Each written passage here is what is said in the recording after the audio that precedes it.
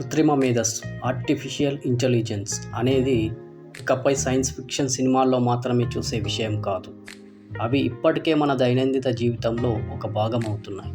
స్వయంచోదిత యంత్రాలు, మేధోవంతమైన సహాయకులు నుండి మొదలుకొని కర్మాగారాలు, ఆసుపత్రుల్లో పనిచేసే రోబోల వరకు సాంకేతికత అద్భుతమైన వేగంతో అభివృద్ధి చెందుతోంది. ఇది ఒక ముఖ్యమైన ప్రశ్నను లేవనెత్తును. కాలక్రమేణా ఏఐ ఆధారిత రోబోలు మనుషుల స్థానాన్ని పూర్తిగా భర్తీ చేస్తాయా? కొన్ని రకాల పనులలో మనుషుల స్థానాన్ని రోబోలు భర్తీ చేయగలవని నమ్మడానికి ఖచ్చితంగా కారణాలు ఉన్నాయి. రోబోలు అలసిపోకుండా లేదా పరధ్యానం చెందకుండా పునరావృతమయ్యే పనులను వేగంగా, ఖచ్చితంగా చేయగలవు. కర్మాగారాల్లో అవి ఉత్పత్తులను అసెంబుల్ చేయగలవు. అలాగే గిడ్డంగులలో వస్తువులను వర్గీకరించి రవాణా చేయగలవు. ఏఐ వ్యవస్థలు కొన్ని సెకన్లలోనే అపారమైన సమాచారాన్ని విశ్లేషించగలవు మరియు కొన్ని పనులను మనుషుల కంటే మరింత సమర్థవంతంగా చేయగలవు. అందువల్ల నిత్యం ఒకేలా ఉండే లేదా ముందే ఊహించదగిన పనులు ఎక్కువగా ఆటోమేట్ కావచ్చు. అయితే మానవులను పూర్తిగా భర్తీ చేయడం అనేది చాలా భిన్నమైన విషయం. మానవ మేధస్సు అనేది కేవలం లెక్కలు వేయడానికి, సమర్థతకు మాత్రమే పరిమితం కాలేదు.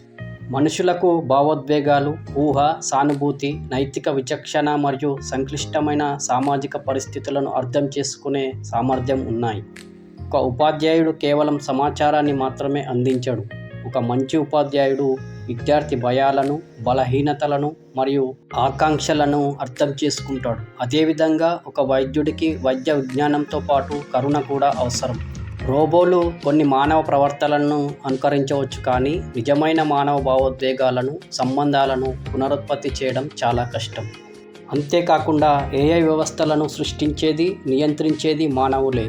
అవి మానవ సూచనలు, డేటా మరియు పర్యవేక్షణపై ఆధారపడి ఉంటాయి. ఒకవేళ ఏఐ వ్యవస్థ ఏదైనా తప్పుడు లేదా హానికరమైన నిర్ణయం తీసుకుంటే దాని పర్యవసానాలను అర్థం చేసుకొని బాధ్యత వహించడానికి ఇప్పటికీ మానవ విచక్షణ అవసరం. అందువల్ల భవిష్యత్తు అనేది మానవ కార్మికులు పూర్తిగా అదృశ్యమవ్వడం కంటే మానవులకు మరియు మేధోవంతమైన యంత్రాలకు మధ్య సహకారం ఉండేలా మారే అవకాశం ఉంది.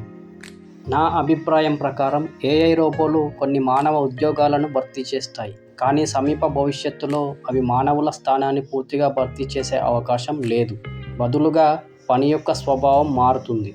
యంత్రాలు సులభంగా అనుకరించలేని సృజనాత్మకత, విమర్శనాత్మక ఆలోచన, భావోద్వేగ మేధస్సు, అనుకూలత మరియు నైతిక విచక్షణ వంటి గుణాలను ప్రజలు పెంపొందించుకోవాల్సి ఉంటుంది.